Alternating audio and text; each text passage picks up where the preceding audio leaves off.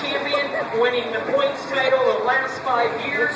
He started the Pro Stock Semis back in 2004. And Chris Wood and Joe Hall in Class F won that title in 04 and 05. And Mike Larrabee and Shameless has won it the next 5 years.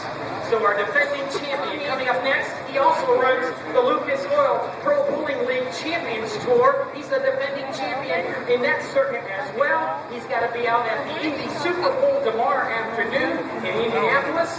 So a busy weekend. Here comes Mike Larrabee and Shameless running on Cummins GT 1150.